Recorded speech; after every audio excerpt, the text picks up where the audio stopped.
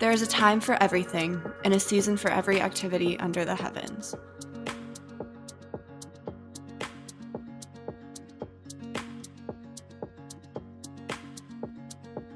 A time to be born and a time to die. A time to plant and a time to uproot. A time to kill and a time to heal. A time to tear down and a time to build.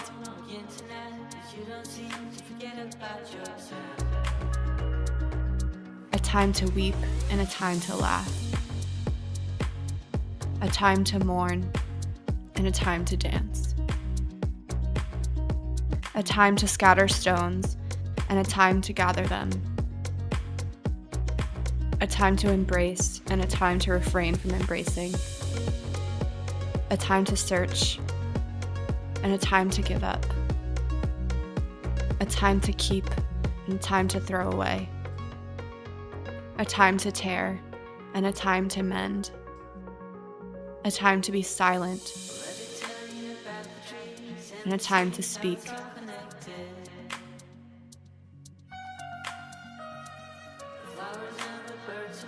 A time to love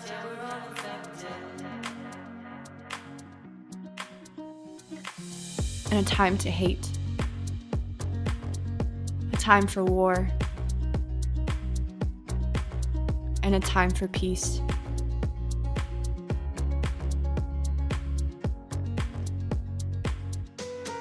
What do workers gain from their toil? I have seen the burden God has laid on the human race. He has made everything beautiful in its time. He has also set eternity in the human heart, yet no one can fathom what God has done from beginning to end.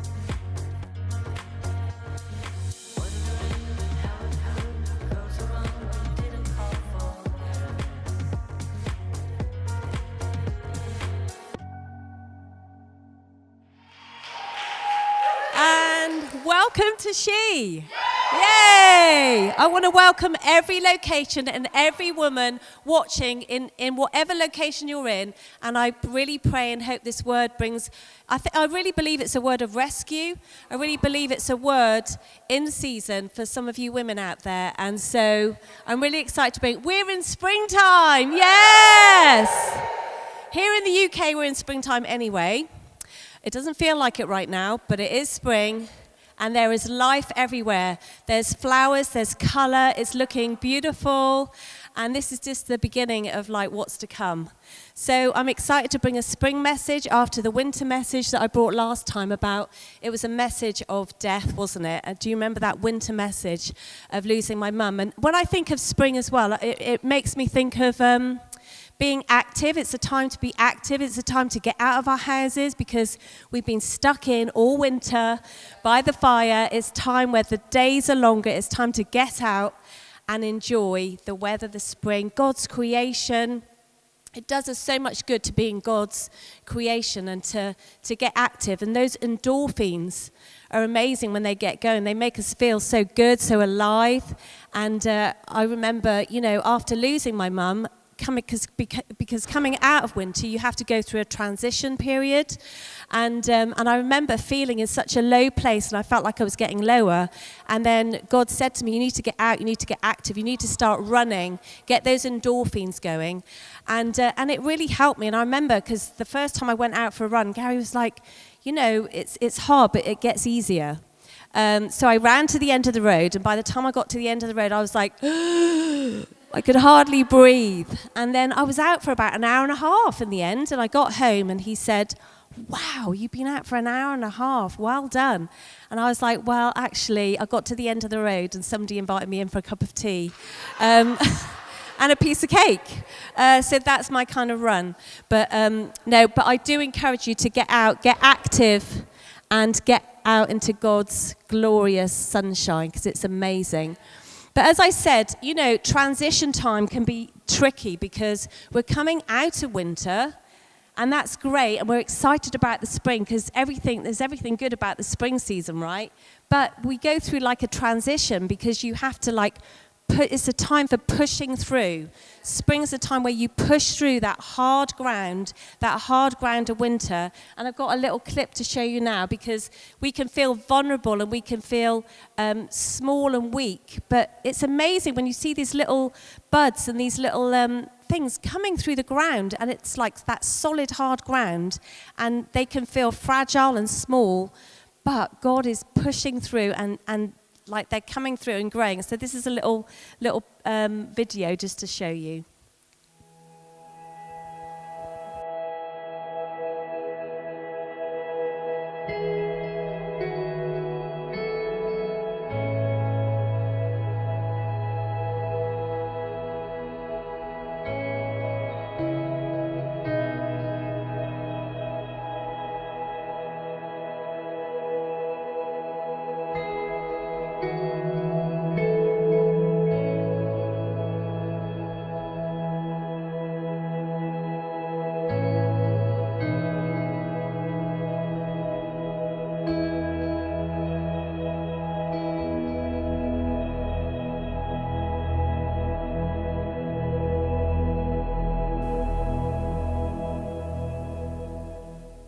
How cute is that? Oh, we're cheering that little sapling on, aren't we? It's like amazing, and it's pushing through that hard ground. It's actually miraculous. I find that so miraculous that this little seed can grow. And it is a time, spring is a time for planting seeds, but it's a time for pushing through. And that birth is coming, you know, that new thing, that new season is coming. And however hard the winter was, spring is on its way, it's coming, it's inevitable. And it's a bit like even giving birth. I mean, I know a little bit about that because I've done it a few times. But, you know, you go through a stage where you have the first stage where everything's like opening up. I'm going to use my little sleeve now. And the baby's head is like getting ready to be pushed out. So you go through that first stage. Some of us have been there. We know what it's like. But then before the second stage where you push that baby out, there's a little stage called the transition. And that's where you've absolutely had enough. And you're like, I am out of here. You feel alone. You feel isolated. You're like, I can't do this anymore. And that's how we can feel sometimes, isn't it? But you ain't going nowhere because that baby's head is right there. And it's time to push through. It's time to get that baby out. And then that second stage after the transition, that funny little time where you want to just go home, and give up, really. The baby's head is there, and then it gets pushed out. It's amazing. And that new birth is there, and it's incredible. And it's all worth it, so don't worry, it's all worth it. But it's a time of pushing through, new birth. Breakthrough is coming, so don't give up, because the sun is on our face. And it's the most uplifting time of year, isn't it? Spring, where the sun is there for the first time. And us Brits, as soon as we see a bit of sun, we strip off. We don't care if we get burnt. I mean, not literally strip off, but we do like to undress a little bit and get a suntan because we are so starved of the sunshine. Unlike some of you other locations where you see so much of the sun, you're always sitting in the shade.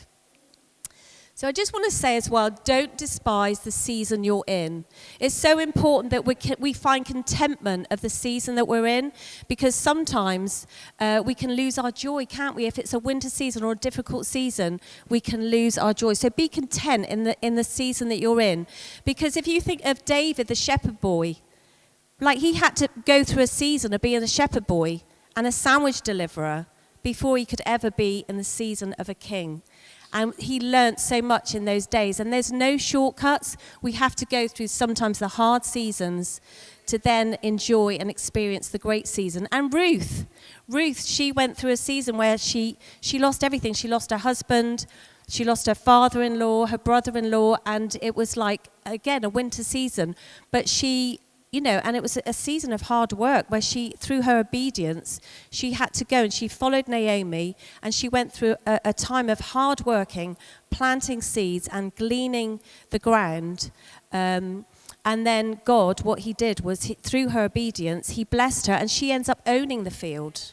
And that is the season she was in, but she had to go through the other season first. And, you know, I remember the season of the tambourine.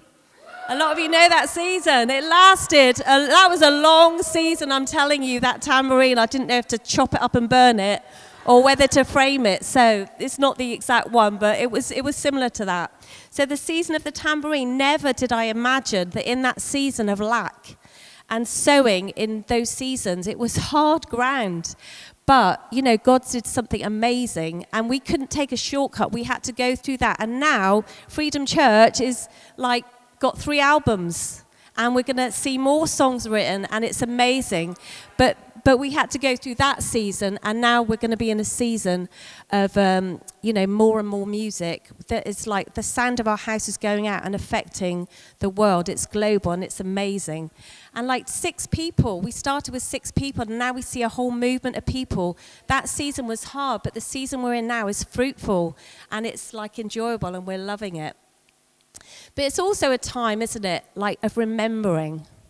Spring is a time to remember what you actually planted in the winter season. Because sometimes, and I remember saying to you last time, that we, in every season with God, we have to plant in season and out of season.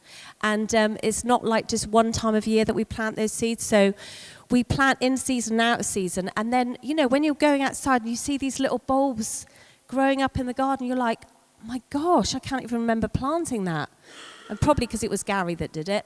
But you have these little plants and flowers growing in the garden, and it's so incredible. It adds colour and vibrance to your garden. It's amazing and so beautiful. But it's like a time to remember. So if you don't plant something in the winter season, what are you going to enjoy in the spring season? You're not going to reap the blessing of what you planted in the winter season. So even if you're going through the hardest season, you have to remember to plant those seeds, because that is going to bring the blessing in the next season. And I've just got a little story of somebody that I sowed into for years. She was a neighbour of mine, and I sowed into her life and witnessed to her over a period of years. She had a little baby at the same time as me.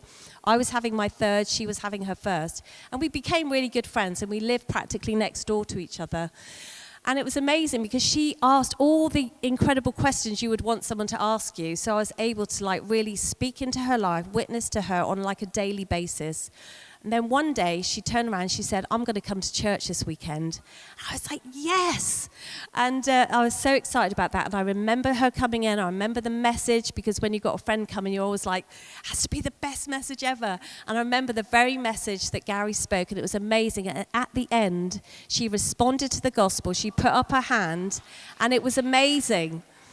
But then 2 weeks later, sadly, and I know that's an amazing thing that happened, and I still pray for her, I still believe for her, but at the same time the enemy was there, and he came and choked that seed right at the very beginning. And she phoned me up, I remember it, because I was so gutted, and she said, my husband's not happy about me coming anymore, and I probably won't be coming back. And I was so gutted, because that was 2 years that I'd poured into her.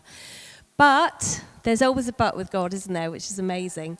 But the amazing thing was our sons grew up together. So this was Jordan, and it was Jake Littleworth, who is now in our Worcester campus, because he connected with Jordan after losing touch for a while. They grew up together, they became best buddies, and then he ends up coming to Freedom Church when we were just one location, gets radically saved. And I just want to share that, because sometimes you can sow things into someone and you never know when that fruitfulness when it's going to bear fruit. So don't give up, because it came in the next generation. And Jake Littleworth is in our Worcester campus. He's married to Marina, met his wife in Freedom. They have a little girl. They're an amazing couple with huge potential. We love them.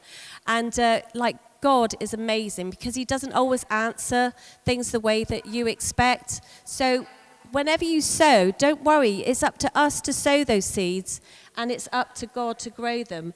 And these are amazing little things. Our cards that we give out, they're amazing. And, we're called to sow the seed, aren't we? And what we do is we sow the seed. We can't be responsible for the soil. So we just have to keep sowing, and God will do the growing, okay? So when you give these out, they're actually like little seeds, and you just throw them out. You don't pick where you're going to throw them. You plant seeds in every soil, and then God can grow that seed. And the amazing thing was, I had a message from Marina, who is Jake's wife from Worcester recently, and she said, we were looking through the family album the other day, and she said it was so funny because I hadn't realised what a big part of his life that you'd been.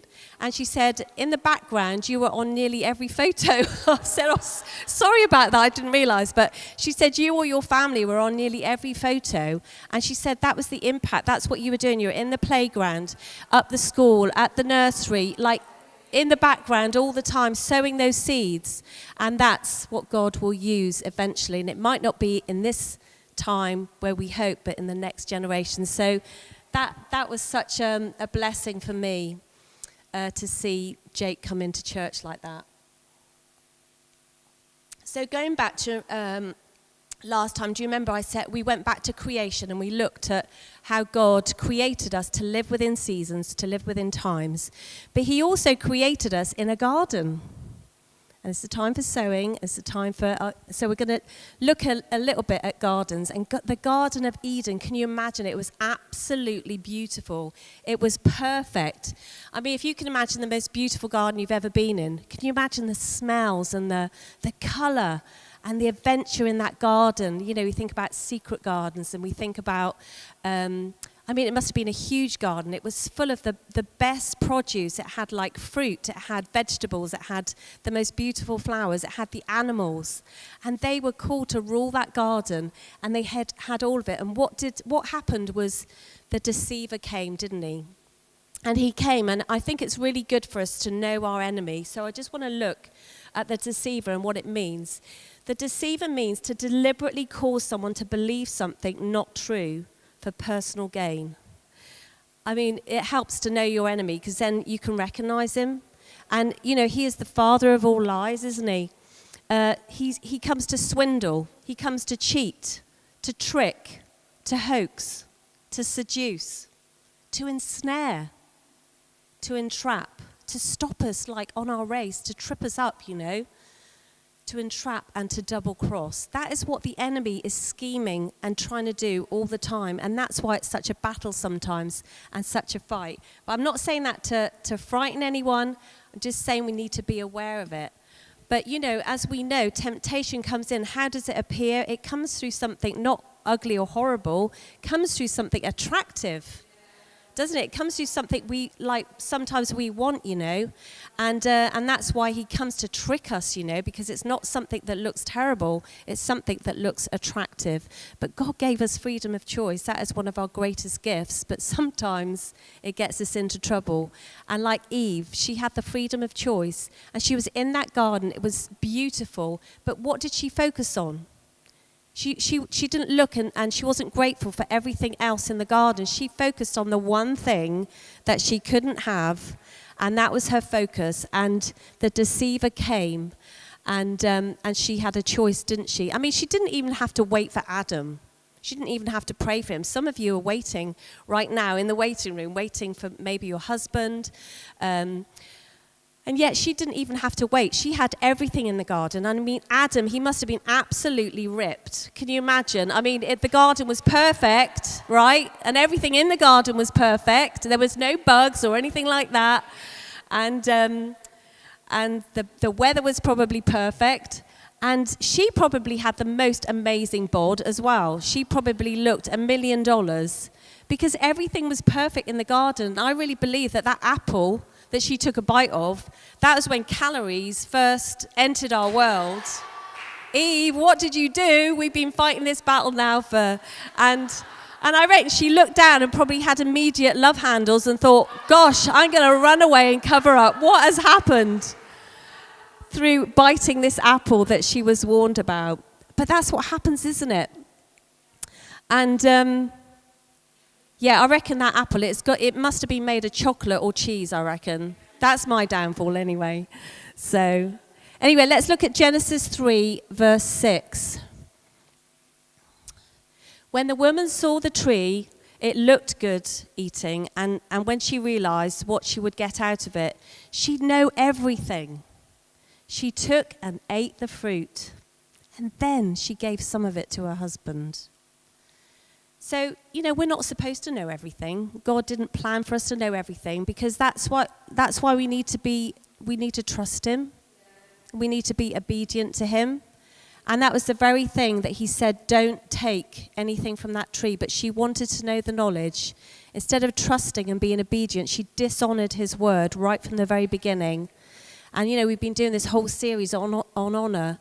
And she, right at the very beginning in the garden, she dishonored his word and their relationship, really. And she was disobedient. But it seems such a small thing, didn't it? That little bite of the apple, such a small thing.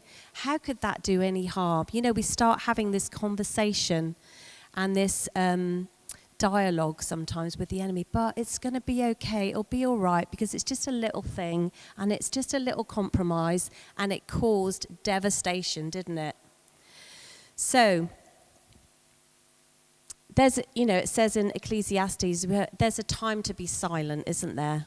And what a shame Eve wasn't silent right then, but she entered a dialogue with the snake and she disobeyed.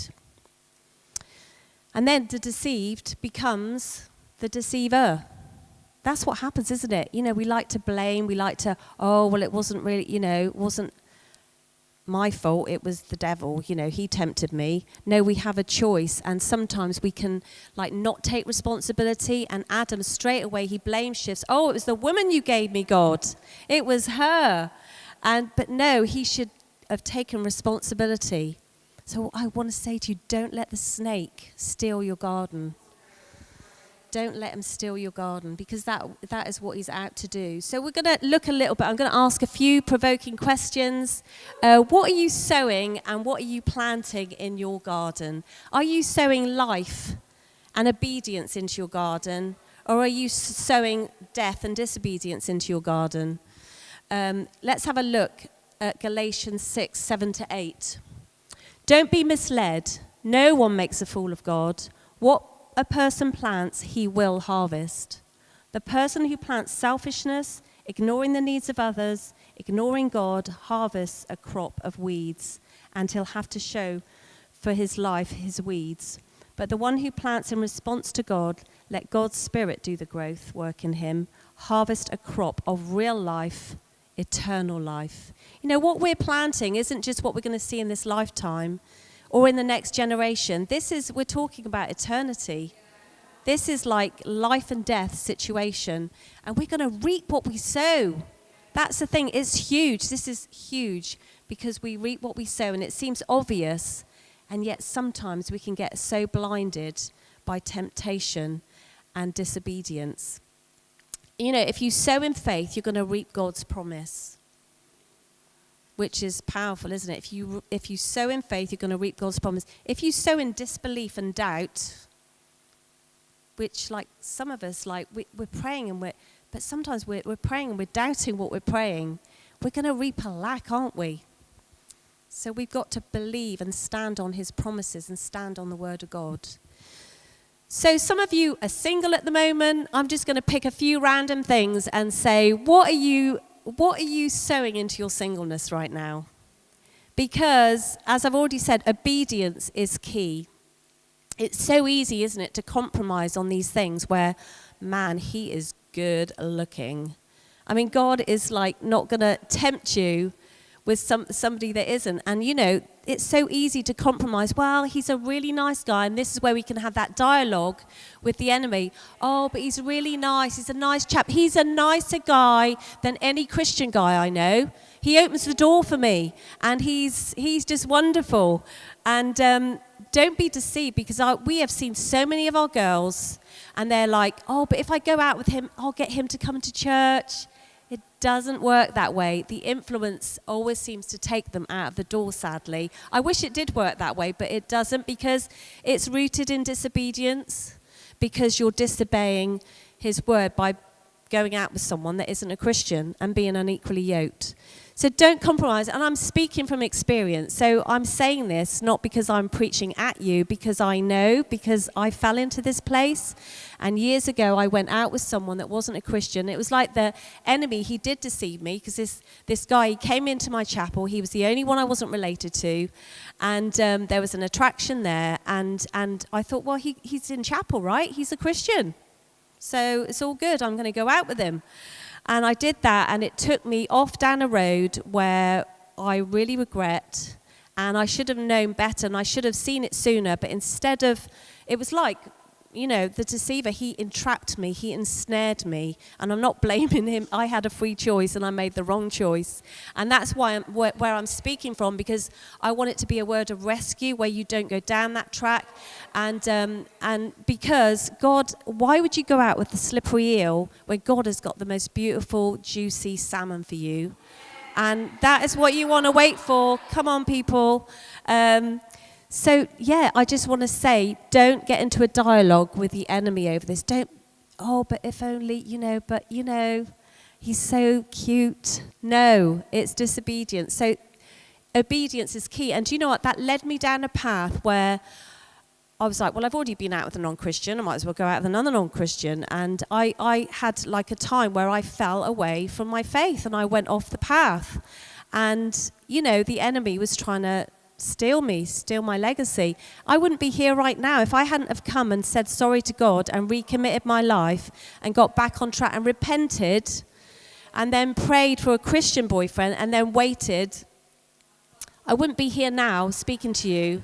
And maybe Freedom Church wouldn't even be here. I don't know. But I'm so glad that I trusted God for my salmon. He's a great salmon. He's a great salmon. Marriage, what are we sowing into our marriages right now? Those of us that are married, the grass is not greener on the other side. It is greener where you water it. That's truth. This is like gold. Because it's so true. And you can be looking at everyone else on Instagram and think, oh, they have such a great marriage, they have such a great life. No, don't be looking at that. Water like your grass. The grass isn't greener like on Instagram or on the other side. It's greener where you water it. And, what are you sowing in? It's up to us to sow into our marriages. Are you sowing in fun into your marriage? Are you sowing in laughter into your marriage? Are you sowing in forgiveness into your marriage when you need to? What about romance? Are you leaving that to him, or are you sowing romance into your marriage? What about honor? We're in this series of honor. Are you honoring your husband with how you speak about him? Are you honoring him with your body? What about 100%? Are you 100% in your marriage? Are you sowing in 100%? Or are you because it's not 50-50. Yeah, when you're married, it's not like, oh, we'll meet somewhere in the middle. I'll give 50, he'll give 50. No, you are 100% all in. You give, when you get married, you give all of yourself to him and he gives all of himself to you. That's the way God intended. Are you speaking life into your marriage today? What about relationships, friendships? We have great friendships. We've got some great ones here. I've recently been into Cambodia, and when I was there, I saw some amazing relationships there. And I hope you loved the She Surprise this time, because I love connecting our women across all locations and introducing you through this way, because it's amazing. She was a very special young lady that we heard from, and her marriage was rescued through Freedom Church, along with many other marriages in Cambodia. And they shared around the table, and I wish all of you could have been there and heard it. It was amazing what God's doing there, and love it. So we have great friendships, great relationships, don't we? But sometimes, there's a time, isn't there, where we have to tear up. There's a time, sometimes I've had relationships where they were good for a season, and they were right for a season, but they weren't right for the rest of my life. And there's a time sometimes where you have to tear up some of those weeds out of the garden, because when you water your garden, you sometimes are watering the weeds as well as the flowers. And we need to be careful and spot those weeds in our garden. Spot sometimes the hurts, the unforgiveness. Sometimes we're good at dealing with big things, but we let little things go. And then before we know it, those weeds have grown, and we need to have a time of tearing up. It might be an attitude, it might be someone you're investing in that you think, do you know what, I feel like I've invested enough in this relationship. Don't be people pleasers, be God pleasers. Sometimes there's a time to tear up the weeds out of your garden. What are you sowing into your heart right now? What are you feeding your soul, your soil right now? Because it's so important, isn't it? We've got a DNA called consistent growth. and we love our DNA, don't we? But consistent growth, like that is something, we can't rely on what we learnt last year for this year. It has to be consistent, and we need to continually grow and water our soil. Our relationship with him is the most important, because everything else comes out of that. And seeds need, what do they need? They need 3 things: nutrients, light, and watering. And I like to see the nutrients as like God's word nourishing us and growing us. The light, which I really see as like Jesus, our relationship with him, and the watering of the Holy Spirit. And then our prayer life is amazing. That's like the fertilizer, right? It's going in. So let's have a look at what it says in Luke 8:15. But the seed in the good earth, these are the good hearts who seize the word and hold on to it no matter what, sticking with it until there's a harvest. We have to hold on to the word of God, because that's where we fell in the very beginning. We were deceived. That is where the word was dishonored. And now that's why we have to hold on to it with everything, no matter what, and stick with it until there's a harvest. We have to believe in his word until there's a harvest. So again, I just want to say, don't let the snake steal your garden through disobedience, because he won't stop there, right? He wants to steal your garden. What happened to Adam and Eve wasn't just the garden. Their relationship with God was stolen. Their legacy was stolen. Look at Cain and Abel, the first murder. That was their family. That was their legacy. God wants, like, this really is a message of rescue. Okay, so let's have a little think about, how is your garden looking right now? Is it boring and bland and colourless, like magnolia? I know magnolia isn't a great word to translate, but it means like it's got no colour. What does your garden look like? Is it colourful and exciting and wild? Is it a garden where people are going to stop and say, look at that amazing, beautiful garden? A garden where colour is displayed. He is the God of the universe, the creator of the universe. So our garden should be so colourful, should be so beautiful, where people are going to stop. What about I love going into a wild garden where it's really wild and it looks adventurous. We are supposed to have those God colours on display to the world. And that's what God wants. So let's have a look at Matthew 5:14-16. Here's another way to put it. You're here to be light, bringing out the God colours in your garden, in the world. God is not a secret to be kept. We're going public with this, as public as a city on a hill. If I make you light bearers, you don't think I'm going to hide you under a bucket, do you? I'm putting you on a light stand, because he wants our gardens to be seen. He wants our gardens to be beautiful and colourful.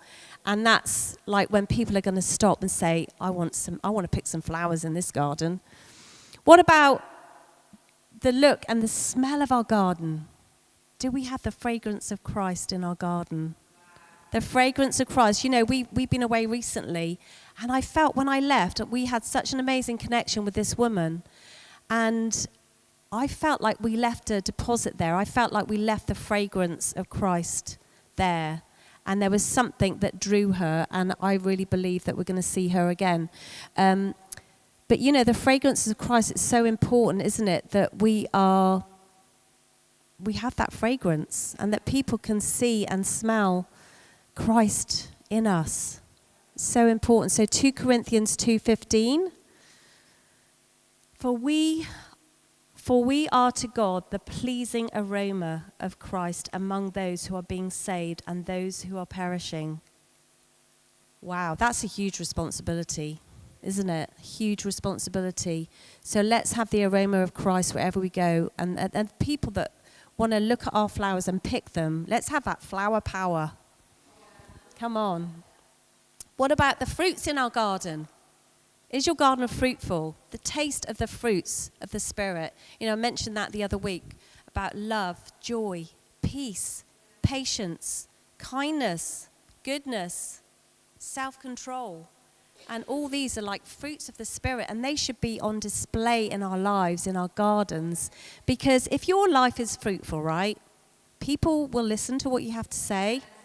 because it almost gives you access into their life, because they're looking at your marriage, they're looking at your kids, and they're like, I think I need to listen to what this woman has to say because her life is fruitful. And you want people to stop and taste of that fruit, and the fruits of like love and peace and joy, those fruits, like people lack that. Like the world is lacking kindness, and we have that, that they are fruits of our spirit, fruits of his spirit. So springtime, it's also a time of song. I mean, I don't know about you, but in the mornings now, I'm hearing the birds singing, they're tweeting away. It's amazing. I love it. It's such a lovely time of year. And even these little seeds I gave out, don't worry, you're not going to have a sequoia tree growing out the front of your garden. Seed to Sequoia, we've been singing that song. And that's a song in season for this series, I believe. It's amazing. And we've been singing it. But these are actually seeds. I know you'll have different seeds maybe in different locations, but in the UK, this is sweet pea. And they're really beautiful, colourful little flowers, and they smell so lovely. And the amazing thing, and these were my mum's favourite flowers, so that's why I've chosen them, but she used to always have them in her garden. And what you do is when you cut the flowers on a sweet pea, they grow back even more, and you get more and more flowers. It's amazing. So keep cutting the flowers that grow from these seeds, because they will keep growing and they're beautiful. So there's a little gift for you. But spring, song, laughter, joy. It's a time to laugh. You see the little spring lambs jumping around. It's such a beautiful season, but we have to push through, don't we? And I just want to share, we're just going to finish soon, but Seed to Sequoia, we've been singing that. And I just want to show you, because we were in California last year. We had the chance to go on a big trip, and we went and visited the sequoia trees. And they are huge, giant, massive trees. I've never seen anything like it. And they've been around since before Christ. That's amazing, isn't it? So I've got a few pictures. So this is the base of a tree a sequoia tree that's been, look how massive it is. Absolutely huge. And there's the tree. And there's the inside of the tree. Huge. And then when you look up, it just seems to go on forever. But they're amazing sights to be seen. But the amazing thing is that they also have huge fires in California. And when we were there, this fire was kind of chasing us. Thankfully, it didn't catch us up. But the amazing thing is it doesn't affect the sequoia trees. There's something on the bark that protects them. So the fire, it hits the trees, but it doesn't burn them. And they're protected. But what it does is it causes a purification. And so all around the ground where they are, there's all these other little plants and trees and weeds growing. And what it does is it burns all the weeds and the horrible stuff in the garden, so that all the nutrients go to the sequoia tree. And that's why they're so huge and gigantic and amazing. So the purification of his word, the purification and the cleansing of his word is so important for our lives, because he wants us to have a spring clean. He wants us to have a spring clean where he comes and purifies that ground, so that we're getting all the nutrients. So if there's things in your life right now, there may be some things that you need to deal with right now, so that you get everything that God has for you in this season, and that purification can take place. Because these trees speak to me of legacy. They speak to me of something that lasts from generation to generation to generation down the ages. And it's a picture of legacy. And that is linked to obedience to his word. And his word cleanses and purifies us. So we're just going to finish now with Isaiah 58:11. The Lord will guide you always. He will satisfy your needs in a sun-scorched land and will strengthen your frame. And you will be like a well-watered garden, like a spring whose waters never fail. Isn't that beautiful, that scripture, that picture of a well-watered garden, like a spring whose waters never fail? That is what God has for you. That is your legacy. And people will come and drink from your garden, from your well-watered garden. And life will spring forth. So this is a word of life. It's a word of spring. But just be aware that the enemy wants to come and rob that. But we are not going to let it happen, right? Because we're going to be obedient to his word. And we're going to fight as warrior women together for all that God has for us, okay? I just want to say thank you for listening. We love you. See you next time. Bye.